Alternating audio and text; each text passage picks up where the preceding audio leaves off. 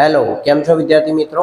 આજે આપણે ધોરણ 10 માં ગણિતની અંદર ચેપ્ટર 5 સમાંતર શ્રેણી ઉપર વાત કરીશું. તો સમાંતર શ્રેણીની અંદર પહેલા આપણે પ્રાથમિક પરિચય જોઈ લઈએ કે સમાંતર શ્રેણી કોને કહેવાય. તો પહેલા આપણે એક શ્રેણી જોઈશું. તો અહીંયા તમને એક શ્રેણી છે, 3 છે, 6 છે, 9 છે, 12 છે અને આ રીતે આ શ્રેણી તમને આપેલી છે. તો આ જે સમાંતર શ્રેણી છે એની અંદર જોઈશું કે આ સમાંતર શ્રેણી છે કે નહીં, પહેલા એ ચેક કરીશું આપણે. આમ તો સમાંતર શ્રેણી છે જ, પણ આપણે ચેક કરવાનું કે કઈ રીતે સમાંતર શ્રેણી બને છે તો એનો ખ્યાલ તમને વધારે ક્લિયર થાય. તો આપણું જે પહેલું પદ છે એને આપણે એ તરીકે લઈશું. તો આ આપણું એ છે, એ બરાબર 3. એના પછી આપણું બીજું પદ છે, તો બીજા પદમાંથી તમારે પહેલું પદ બાદ કરવાનું રહેશે. તો એ તમને સામાન્ય તફાવત મળશે, જેને આપણે ડી કહીશું. એટલે કે 6 - 3 આપણે કરીશું તો આપણને 3 મળશે. હવે આપણે જોઈએ કે ત્રીજા પદમાંથી જો આપણે બીજું પદ બાદ કરીએ છીએ તો આપણને 3 મળે છે કે નથી મળતા. તો અહીંયા આપણી પાસે જે ત્રીજું પદ છે એમાંથી જો આપણે બીજું પદ બાદ કરીશું તો આપણો તફાવત ડી પણ 3 જ મળવો જોઈએ. તો જોઈએ મળે છે કે નહીં, તો એ પણ આપણને 3 મળે છે. તો અહીંયા પણ આપણને ડી બરાબર 3 મળે છે, અહીંયા પણ આપણને ડી બરાબર 3 મળે છે. હવે આપણે આગળ હજુ એકવાર ફરીથી ચેક કરી લઈએ કે ચોથું જે આપણું પદ છે એમાં સામાન્ય તફાવત ડી બરાબર આપણને 3 મળે છે કે નથી મળતા. તો ચોથું પદ આપણું છે 12. તો 12 માંથી જો આપણે 9 બાદ કરીશું તો આપણને મળશે 3. તો અહીંયા તમે જોઈ શકો છો કે દરેક વખતે ડી નો જવાબ આપણને 3 મળેલો છે. અને એટલા માટે આ શ્રેણી સમાંતર શ્રેણી છે, જેમાં +3 નો વધારો થાય છે કે 3 માં આપણે 3 ઉમેરીશું તો આપણને 6 મળશે, 6 આપણે 3 ઉમેરીશું તો 9 મળશે, 9 ની અંદર આપણે 3 ઉમેરીશું આપણને 12 મળશે. અને આ રીતે તમને પદો આગળ મળતા જશે. એટલે કે 12 માં તમે 3 ઉમેરશો તો આગળ તમને 15 મળશે. તો આ રીતે જો તમારી પાસે એ આપેલો હોય દાખલામાં અને ડી બરાબર જો આપણને આ દાખલામાં 3 કીધો હોય તો તમે બાકીના આગળના પદ શોધી શકો છો. તો એના માટે તમારે આ રીતે કરવું પડશે કે તમારું પહેલું પદ છે એ 3 છે, જે આપણે લખેલું જ છે અહીંયા. આપણું બીજું પદ શોધવા માટે તમારે a + d કરવા પડશે. એટલે કે પહેલું પદ આપણું 3 છે, સામાન્ય તફાવત આપણો 3 છે. અહીંયા તમારી પાસે 3 + 3 કરશો તો આપણને 6 મળશે. આ તમારું બીજું પદ થશે. હવે આ જે બીજું પદ તમારું આવ્યું એ બીજા પદની અંદર જો તમે પાછો સામાન્ય તફાવત ઉમેરશો તો એને આપણે કહીશું a + d. ફરીથી કરીશું તો આ ત્રીજા પદની અંદર આપણે 6 + 3 બરાબર ઉમેરીશું તો આપણને જે 9 મળશે એ આપણું ત્રીજું પદ આપણને મળશે. તો આ રીતે તમે ક્રમિક પદો પણ શોધી શકો છો. આ રીતે આપણે એવું કહીશું કે આ જે છે પહેલું પદ એને a કહીશું, આને આપણે a1 કહીશું, આ a2 કહીશું, આ a3 કહીશું. તો આ રીતે આપણે દરેકે દરેક પદો મળશે. તો આ સમાંતર શ્રેણીનો ખ્યાલ છે. એટલું તમે સમાંતર શ્રેણીમાં જો ધ્યાનમાં રાખી લીધું તો આખા ચેપ્ટરમાં તમને ક્યાંય તકલીફ પડશે નહીં.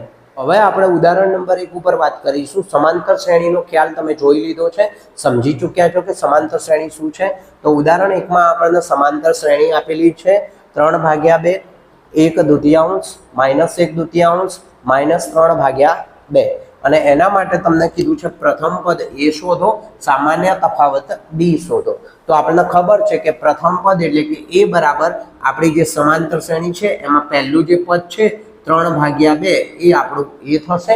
તો અહીંયા એનો જવાબ એકદમ ઇઝી છે અને તમારે એને લખી દેવું હોય તો લખી દેવાનું કે એ બરાબર છે પ્રથમ પદ બરાબર આપણને જવાબ મળી ચૂક્યો છે 3/2. અને આ જ રીતે આપણે ડી શોધીશું.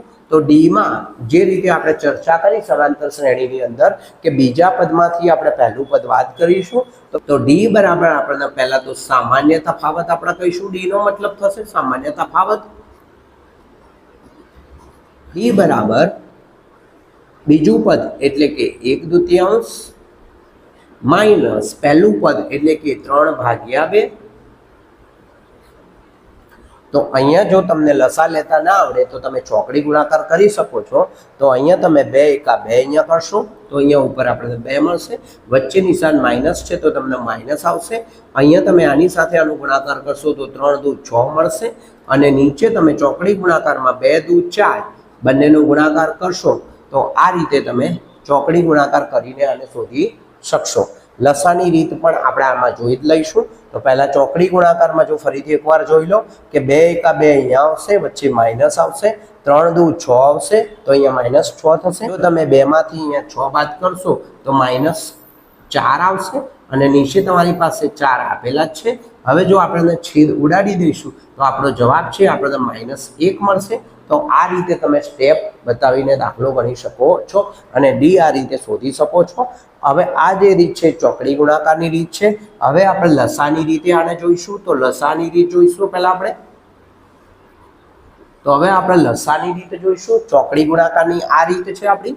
તો અહીંયા આપણે લખી દઈએ છીએ કે ચોકડી ગુણાકાર।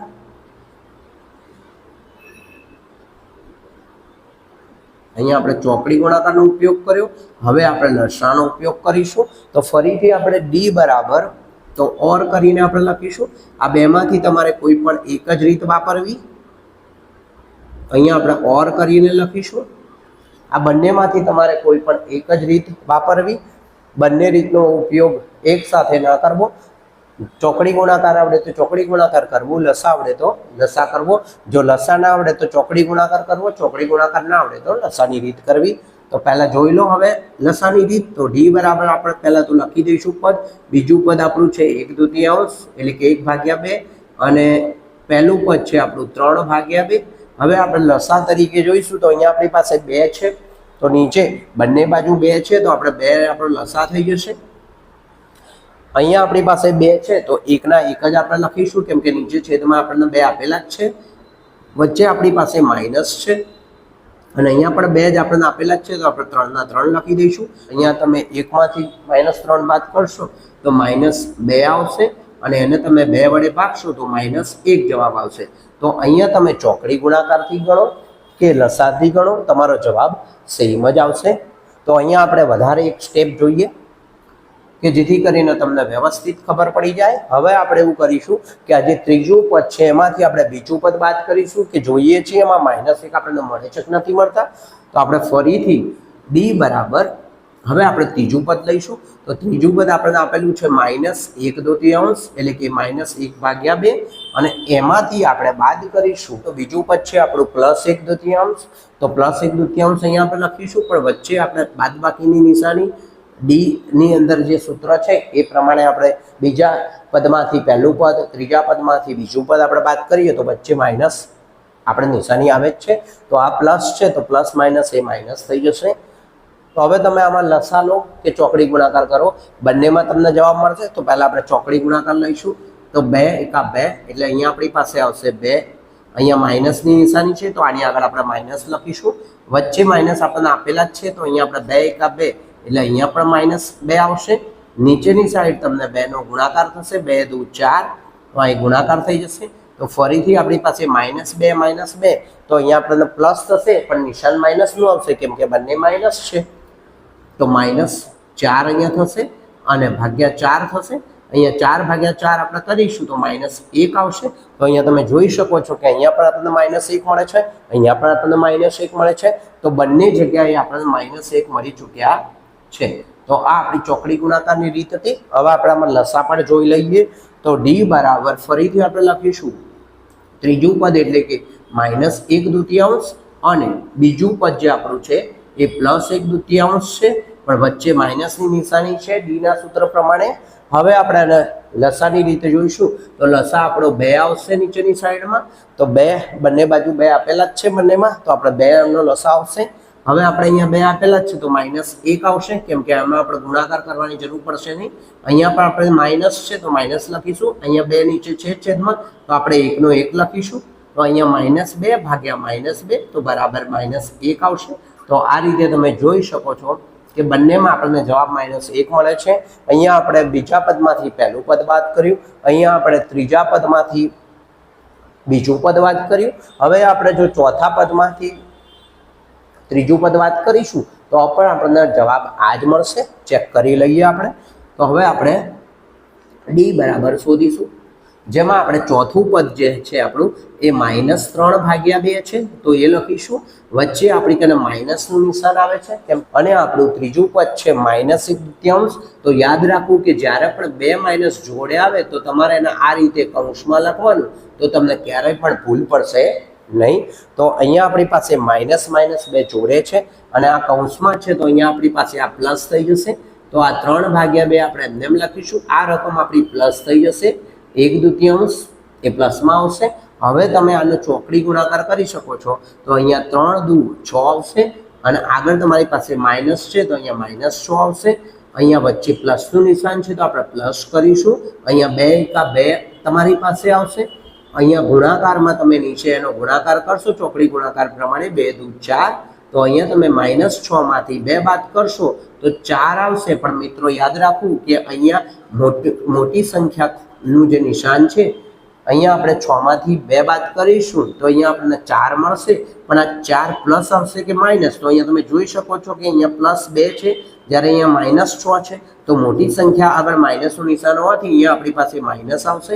નીચે આપણી પાસે 4 આપેલા જ છે તો આપણે આને ઉડાડી દઈશું તો અહીંયા આપણે -1 મળશે.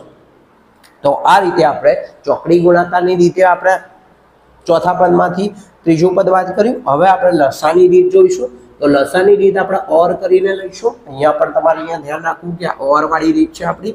તો અહીંયા દરેક જગ્યાએ તમારે ઓર કરવું, કાં તો તમારે આ રીત કે આ રીત, કાં તો આ રીત કે આ રીત, કાં તો પછી આ રીત કે આ રીત તમારે વાપરવી. તો હવે આપણે લસાની વાત કરીશું. તો ડી બરાબર ફરીથી આપણે -3/2 લખીશું, વચ્ચે માઇનસ લઈશું.